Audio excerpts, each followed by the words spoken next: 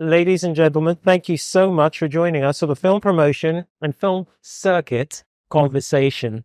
And I have with me today, as you can see on the screen, Casey Barron, Karen McMullen, we have Jana Wolff, and we also have Theo Dumont. And these individuals, what I'd love to do is turn it over to them to introduce themselves because they work at different capacities at different festivals. And they have a long history of having done so. So in that regard, I'd rather have them expand a little about where they're at and who and what exactly their job description is. So I'm going to start with the two that are in the room right now. And since Theo, you're closest to me, do you mind if I pass to you? Sure, no problem. I am the co-founder and co-director of the Oscar qualifying HollyShorts Film Festival. That festival is, thank you. It's on its 20th year this August. We have 4 Oscar qualifying categories. I also help co-found the Mammoth Film Festival that takes place in the winter, and that's feature films and shorts. And that one has some sales happening there. I think we sold 15 films, so it's growing. And then we have a marketing and producing and management company called Alta Global Media, but that's another topic. But we do the promotion thing. Yeah. Hello, I'm Jana. I'm the head of marketing and advertising at the European Film Market. For those of you who don't know, the European Film Market is the industry part of the Berlin International Film Festival, which is an A category film festival. So together with Cannes and actually also the AFM, even though I'm not so sure if this is going to change in the future, we are part of the 3 biggest film markets in the world.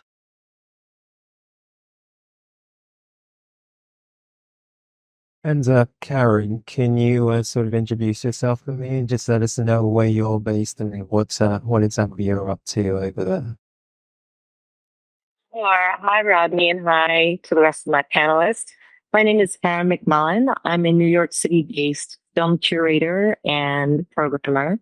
I am a festival director at the Urbanworld Film Festival, which is a 28-year-old film festival that highlights films by people of color.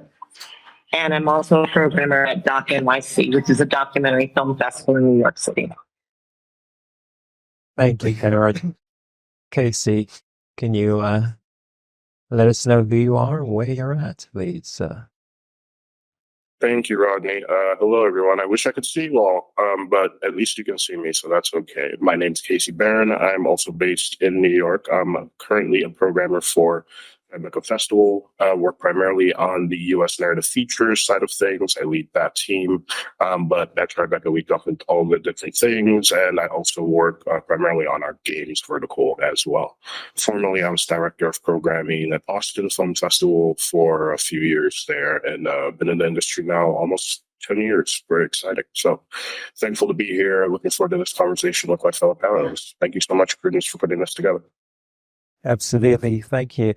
Thank you, Prudence, wherever you are. I wanted us to kind of unpack a little bit about the film festival space and about the way that filmmakers come to that space, because I think it's oftentimes there's a bit of a disconnect between filmmakers' expectations and the actual festivals. So maybe it might behoove us to actually talk a little bit about the specific festivals that you represent in terms of ultimately, not to put too fine a point on it, but for example, you have the HollyShorts, which indicates it's a short film festival.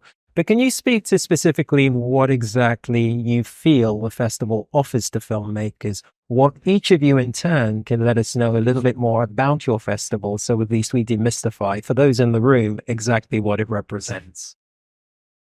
Yeah, from our experience, it was an accident. It started as an accident. You know, it's a family business still. We started it in a very tiny, small theater in Hollywood. It was basically just my experience and my best friend growing up. We both moved to LA, and we couldn't understand why all of our friends were actors and or writers and directors, and they would have to go elsewhere to promote their work and find deals and opportunities. Arc City, later we would understand, but we were naive kids. And so we were like, we're going to just start something and do it. Maybe sometimes naivete is good. We put a lot of passion behind it, and it was just a place to meet people, network, and advance your career. Very simple. And then every year we would travel to other wonderful festivals and see things that they do well, and then apply it to our little focus group. And then even from day one, all we wanted to do is just do a collection of the best little short movies and showcase them. So we would just watch films, program films all year. And then in August, the second week of August is almost like the family cookout celebration where we show what we've seen and meet the creators and try to be cool with them. Problem is, as it got bigger and better, we had to maintain the quality, and then it became a job. It became work, and there's an expectation. And then when it became an Oscar qualifying festival, that's when it's fantastic for the filmmakers and it's great, but there's an intense expectation. And then when people start winning, people are coming to your door. They're like, well, where's my Oscar? It's not that easy, right? And sometimes it's not that good. So what do we try to do? The same thing from the first goal is just make it a great environment where people can network with a big filmmaker or celebrity, and it's not pretentious. And then maybe people can collaborate and then work on projects together and bring other stuff and see some cool panels and then learn from people. Absolutely. And you have in fact had several Oscar-winning short films come through your festival, so that's got to be really exciting as well. So, yeah, it's pretty crazy. I mean, Trayvon Free, Two Distant Strangers, Guy Nativ with Skin, Ben Proudfoot's won 2 Oscars, including the last one, The Last Repair Shop, and Queen of Basketball. I think we got 6 or 7 or something, and 9 nominations this past year. But yeah, it's very challenging because you don't want to hype it up too much because we're just running around the corner from the next edition, and we don't want to overpromise. We try to stay humble, and if they win, fantastic. If they get nominated, fantastic. We want them to just have deals, meet people, get represented, get signed, and so we try to do that. Fantastic. We'll come back to the deal side of things because I'm really curious about how that works at the various festivals. So, Jana, I'm going to pass the mic over to you in this capacity as well. If you could specifically about your festival, Berlinale. Well, basically, Berlinale also has started small at some point. Like basically everything has started small. Yes. And it's not that you start doing a festival that qualifies automatically as an A category film festival, right? But Berlinale has its 74th edition this year. The market has existed for, I don't think that we've ever counted it actually. Yeah. I think it's beyond 30. It has been built at some point in the 80s. So what we have to understand, and what you certainly know actually, I think, is on one side you have a festival, red carpet sections, competitive sections, non-competitive sections. You can submit your films in due time. You have to pay for the submission. I don't know what it's like in your festival, but you have to pay, submit your film. You have a selection committee. You are competing with a lot of films. I mean, it's a big program. That's between 300 and 400 films that are screened at the festival. Still, if you have like 10,000 submissions, you can like make a little calculation how probable it is. And this is also like, you know, when we talk about the marketing side of stuff and how to approach things, because one is like, I do a submission, I just send my film somewhere, but to make sure that people see it, that the right people see it, it doesn't necessarily need to create a lobby, but I mean, I think Karen and Casey being programmers as well, can talk about that, like the role that you have with all these people constantly wanting to be in touch, making sure the films get watched. Your film is better than the other one, la la la. So the competition is high. And since Berlin is a big festival, at one point the market was established because we felt, I mean, I didn't because I was too young then, even if I might not look like. But the people who founded, like the market said, like, okay, it's a great festival. We have a lot of producers here. We have a lot of sales agents here representing those films. They need an infrastructure. We create a market. And this business place was a small business place called Cine Center at the beginning. Like there's photos from the 90s. They're hilarious, really. But as any structure that you build, it needs to get established. You need to work on it. You need to improve it. You look at other events. And now we are a well-running oiled machine in Berlin, actually. And we enjoy that reputation. Perhaps it's also due to being Germans, being so. But it can have an advantage, right? So that's basically the big framework without going too much into detail. Sure.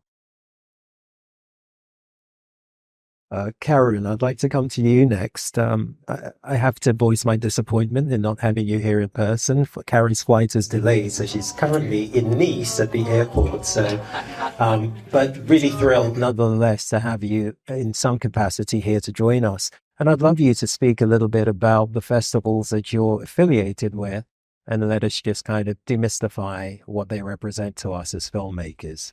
Thank you, Karen. Sure. Yeah. So Urbanworld started in 1997 by Stacey Spikes, who was finding that Black and Brown people were shut out of the larger film festivals. They would make comments like we would include more Black and Brown work if the talent was there. And so he decided he would create his own festival. Ava DuVernay was our first publicist. And the festival has grown since there. At this point, I would say the festival is really a discovery festival. It is also Oscar qualifying, but many people have launched their careers there. We had Ryan Coogler starting his career there, Malcolm Bealey. Our laundry list of people have been through the festival is amazing, from Viola Davis and Denzel Washington and Chadwick Boseman and, Halle Berry. Everybody has been there, and it is a small mighty, I think. So we tend to take a handful, maybe to 10 feature films, about 4 Hollywood films each year, and a deal of independent and first-time filmmakers. So that's where the discovery part comes in. Last year, our opening night film was American Fiction, and we know how well that did. And so, yeah, we fly a little bit under the radar. Our festival, it's not a market. You won't sell your film out of Urbanworld, but you will have an amazing experience hanging out with other filmmakers of color. It is great networking. It is great esteem building. It's great morale. Your film is shown by people who understand your stories, and that is an invaluable experience. So I've worked at the bigger festivals. I used to do what Casey does.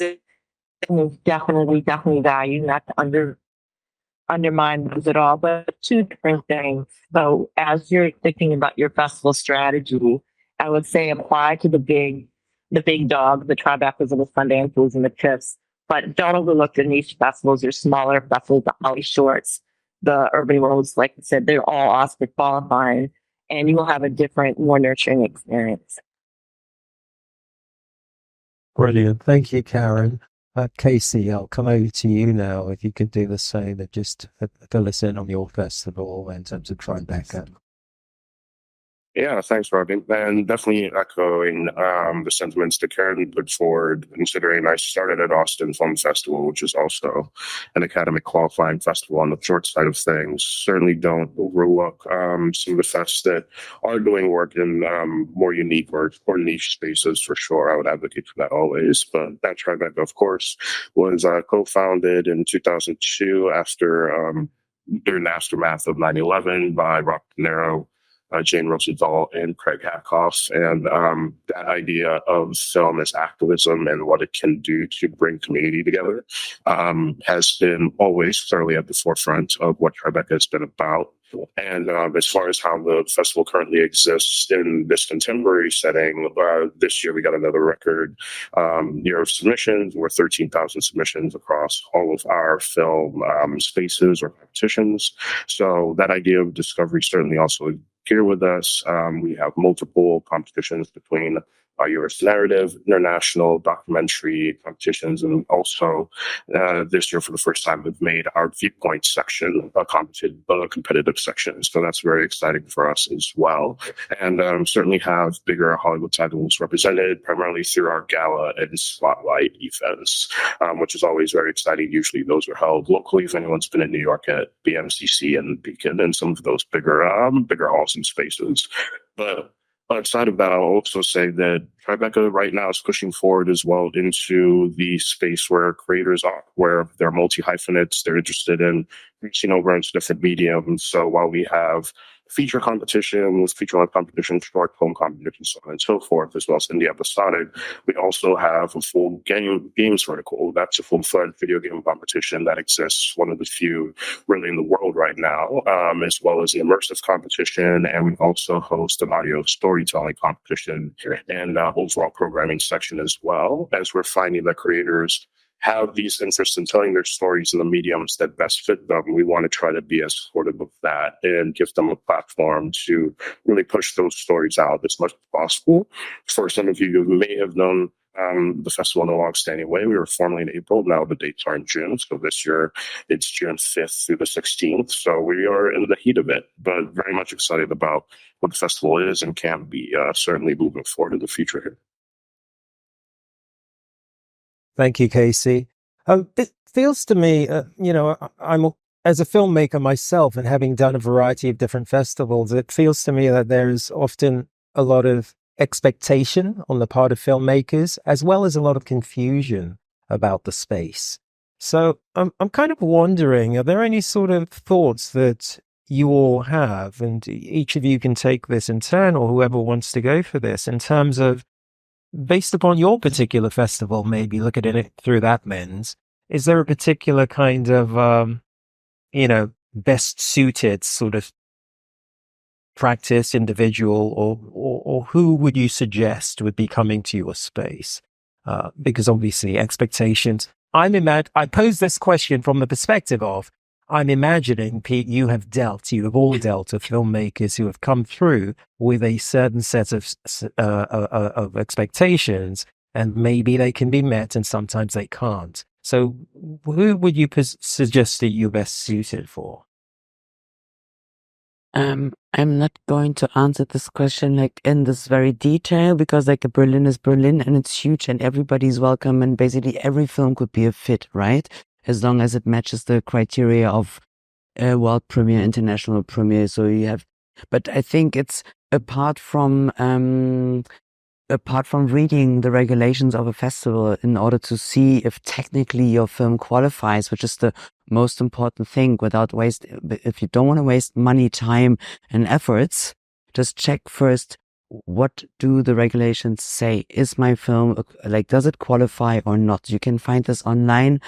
And then the second thing is, and I think it's the more challenging part, is to really have a reality check on your film and to try to be honest with yourself and with your product. Because, of course, it's your baby. You've been working on it forever.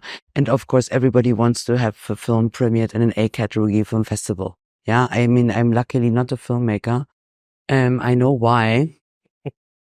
Because in this lion's cage, it's not really easy to survive. But I think it's really important. And even if you talk to other film professionals or to people who are not necessarily friends, because they will, of course, cherish your work as well. But we need to talk to people who come from the business, who come from the festival programming field, to say, listen, this is my film. What would you suggest?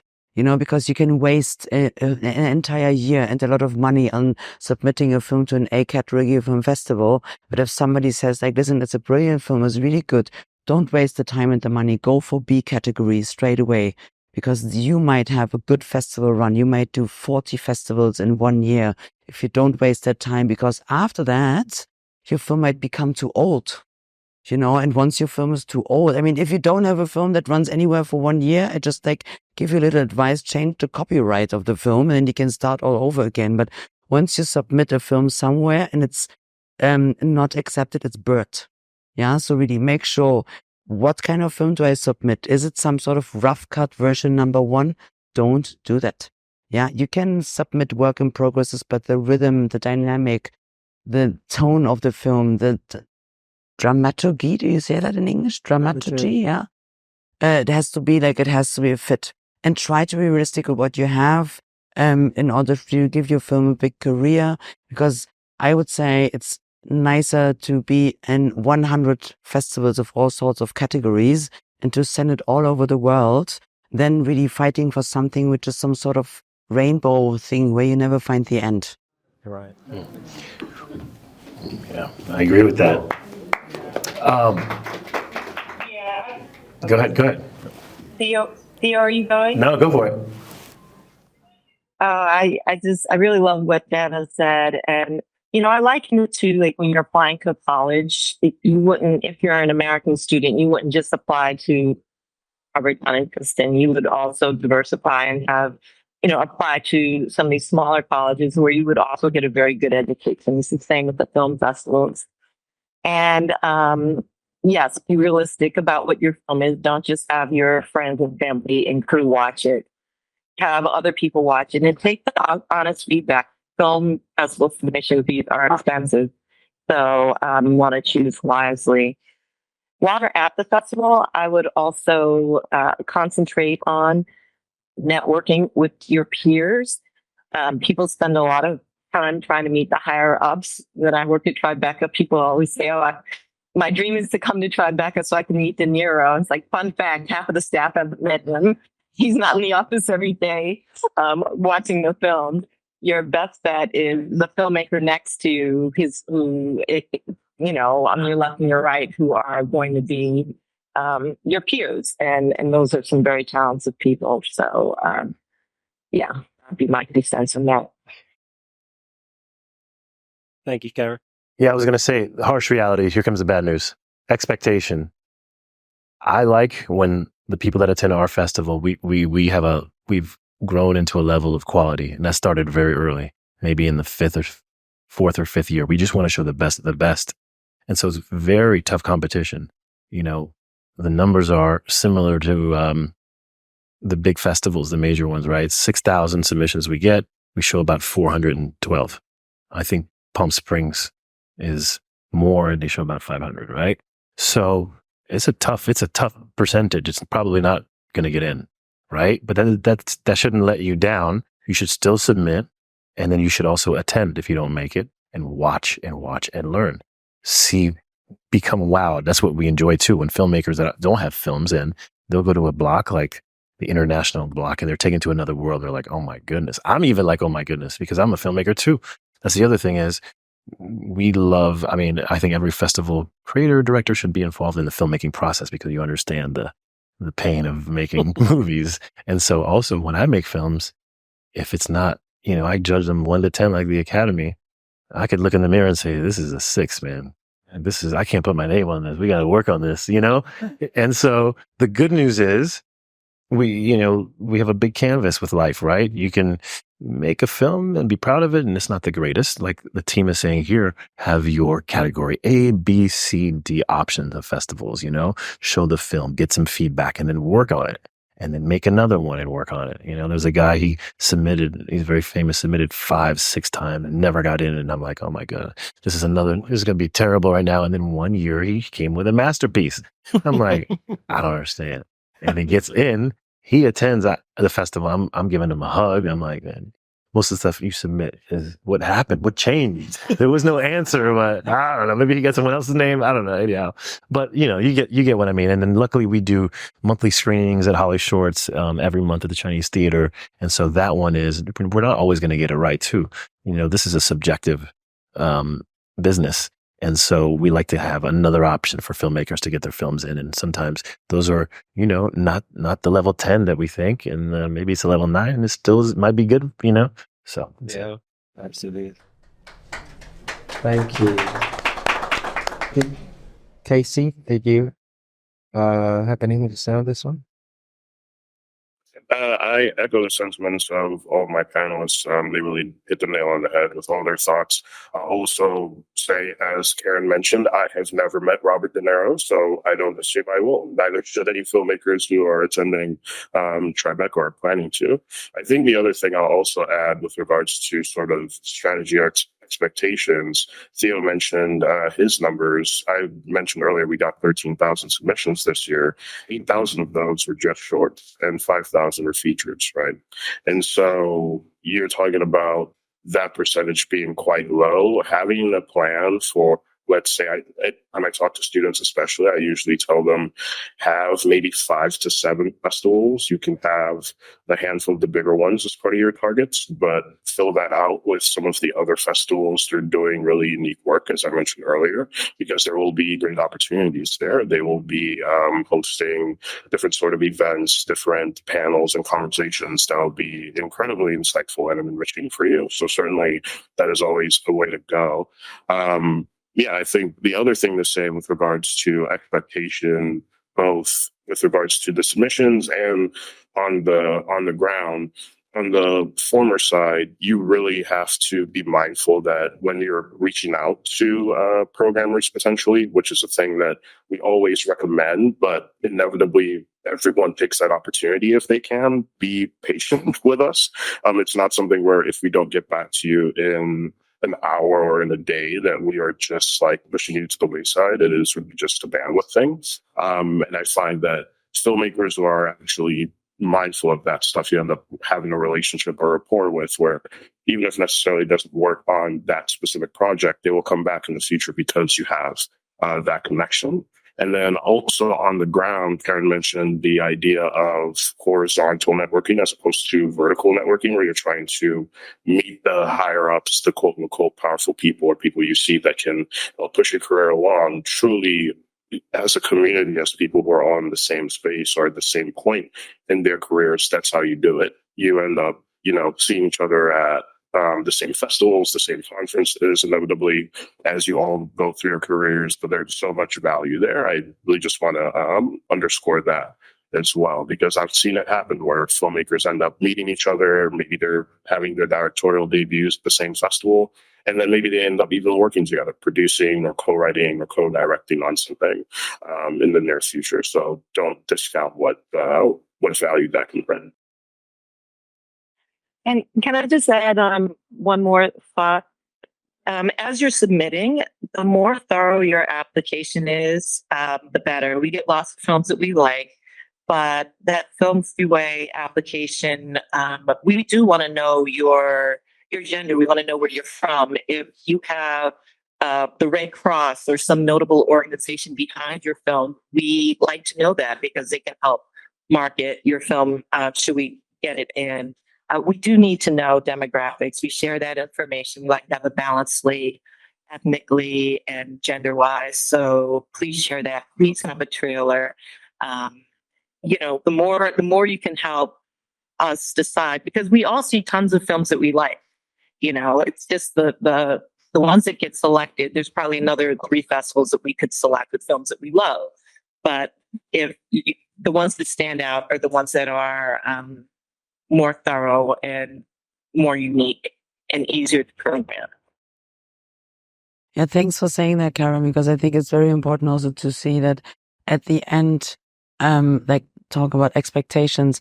The fact that a film is rejected doesn't mean that it's a bad film, right? So because at the end you have a selection, you have a few people selecting films for a festival. So you're depending on individual people with their individual opinions or film taste, and they might have. I mean, I don't want to say that this has an influence, but it always depends on how many films have you already watched that day. Is it the 5th film on the same topic? So, and then you come to the situation that you have to kind of compare. So there's always, when I was still working at the film school, my experience was, there was quite a few, these film students make short films all the time. And there's, of course, films that I also didn't really like, or I didn't really think that they were succeeded. But each film always found a festival, and you always you have to keep on going. It's a lot of work. It's a lot of effort, but every film finds a place. It's a lot of time and work, but every film finds a place. And don't get frustrated or, we lose your courage to continue what you're doing just because you've received 3 no's. Might be followed by 3 yeses. And once your film is out there, it gets on a different promotion level because other programmers might see it, so this is, and also what I did when I was still at the film school, first thing was I went to the film market with the students. I said okay, listen guys, we're going to walk around the market. You're going to look at all the posters and all the banners and all those film titles. So all those films are out there. So you're not alone in this world. You're competing with, I don't know how many thousand other people who are also thinking they're great filmmakers, just to really have this reality check moment, you know? That's it's a brilliant point, Jana. I really appreciate that. I'd like us all to, or have you all walk us through the kind of experience once we're accepted into your particular festival, if you would. I feel it would be remiss of me as a filmmaker myself to sit here talking to you at these very, prestigious and wonderful festivals that many of us would love to get into, and yet sort of walk away from this without getting a level of clarity. And the clarity that I'm seeking here is really, I just like us to know I've applied. Clearly, the submission process, that's pretty straightforward. It's on your website. This is where it gets murky, and this is where we start to learn things as filmmakers. We get accepted, and now we show up. And we're really not sure of the landscape that we're stepping into. And so what I'd love to do is just have you talk us through that. And by that, I refer to, obviously, there are very different festivals here. Karen, yours is kind of like more diverse in terms of its focus. You have a shorts festival, for example, Theo. But nevertheless, let us just walk through this process and talk about, are there surprises? Do I suddenly find that I desperately need a publicist? Do I suddenly realize that I need this kind of artwork versus that? We can even touch on some deliverables here, but to keep it simple, just walk us through the experience of these different spaces. I'm going to try to go quick. First of all, I should say this is an incredible panel because these are prestigious festivals, right? You should, if you haven't been to these festivals, you should go and invest your time and see movies and do the programming. Urbanworld, I've been. It's a fantastic festival from the birth to the execution. Big movies, great people. All of these festivals, Tribeca, going soon. Miss Berlinale last year will be back. So it's fantastic, right? You get in, we have a couple festivals. I'll tell you the HollyShorts experience. You submit, you get accepted, you get in. Probably, the publicist thing is tricky. I mean, you may want it, I'm all about making strategic noise. So you maximize the opportunity of the festival.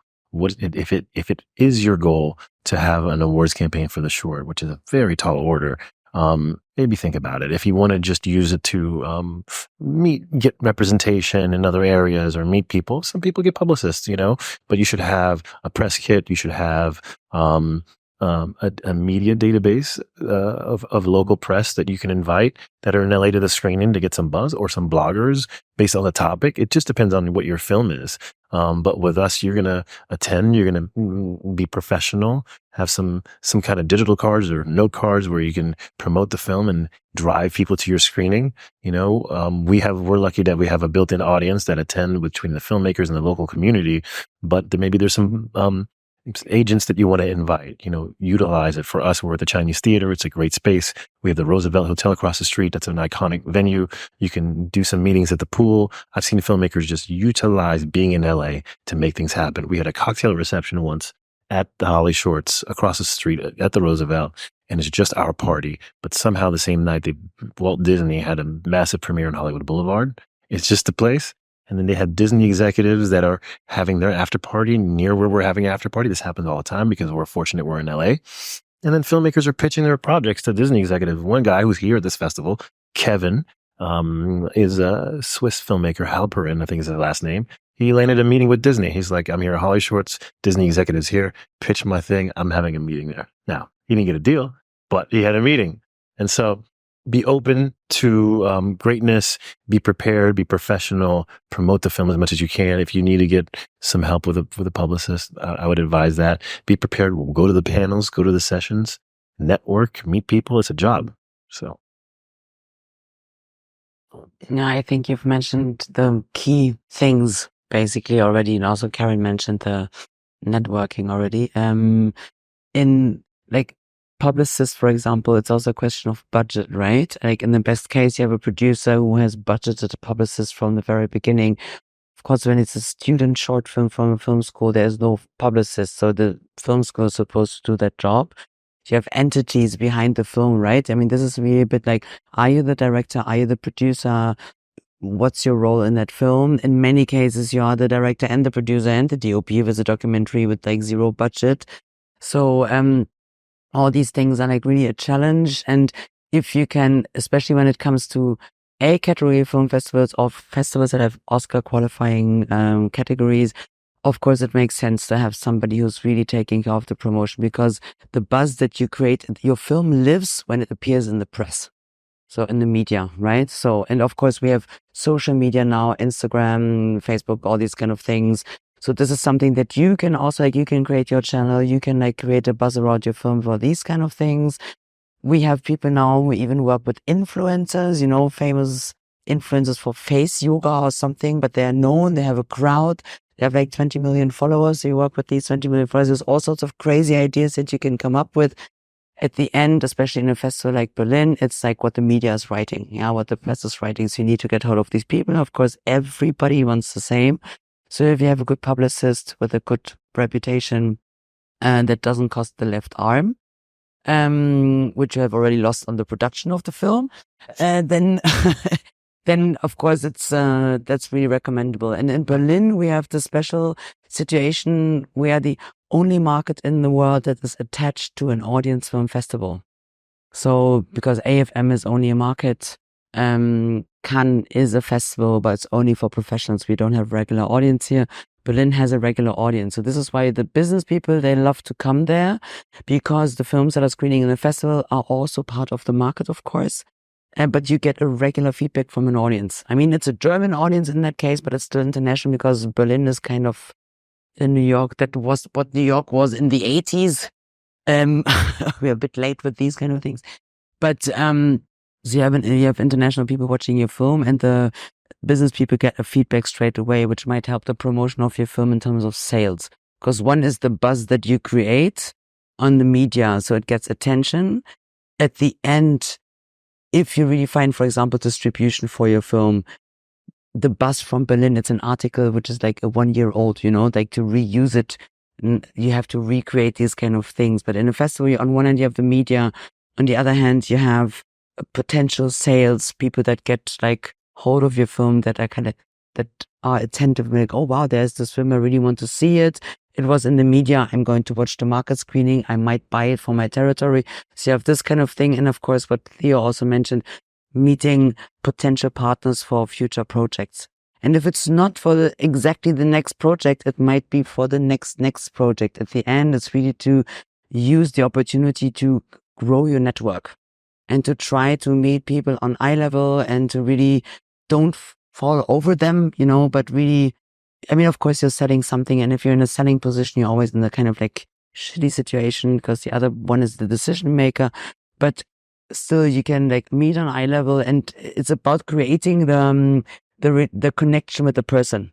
You can also talk about cats and dogs and the latest vacation that you took in Hollywood, whatever, it doesn't really matter. As long as you manage to create a bond, that's something that doesn't get lost.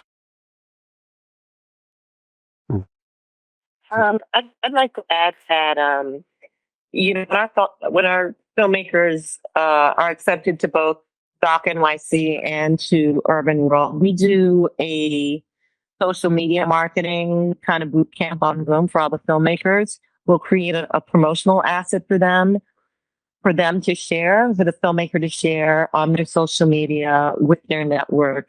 I think it's a misunderstanding that once you get into these festivals, even the big ones and the small ones alike, that then you can just sit back and relax, and the paparazzi is going to show up, and flashbulbs will be popping like on your red carpet. Well, if you don't market your film, you have to help us market your film. That's why your hometown is always going to be a festival that you want to apply to, because you have the cast and crew there that will fill seats. At church, your local affiliations are really helpful for filling the seats. And both of my festivals are in New York City, and you're competing against Yankee Stadium and Madison Square Garden and Broadway. And when the festival started in the 90s, the only place to see Black and brown films was at film festivals, pretty much. Now it's all on TV. We've all gotten very comfortable watching things in the pandemic in our living room. So the novelty of seeing this content and I won't say a novelty is worn off. It's just easier to get it. So in order for you to cut through the noise, we really need you to partner with Film Festival to help promote. Yeah, I'll just add on top of that, for Tribeca, something that we've started to do in recent years. It's primarily US based between our LA filmmakers and our New York filmmakers, but we'll host get-togethers, essentially, meetups / happy hours to just allow filmmakers an opportunity to meet each other and also to meet us. It's very important to try again to cultivate that community as early as possible, because as soon as you get on the ground, to Karen's point about New York, the hustle and bustle are crazier. So before you blink, the experience can really just fly by. So really trying to filmmakers in that sense is quite important. I think I definitely echo the sentiments everyone mentioned with regards to marketing and press and being prepared for that. Honestly, that should just be part of your overall budget before you even begin shooting.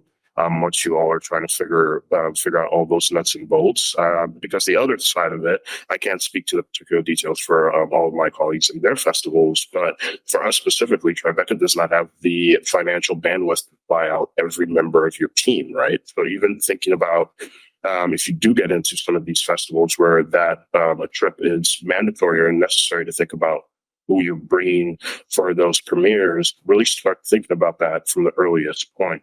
Don't just stand at a festival once you get accepted. We'll be able to take care of everything you need that way.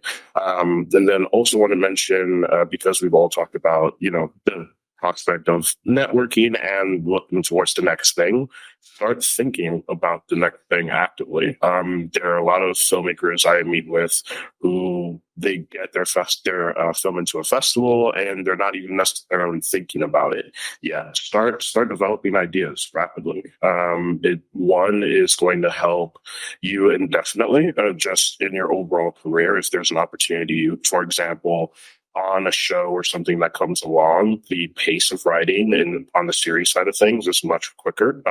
So just having that sort of that tool in your toolkit, if you would, is quite important.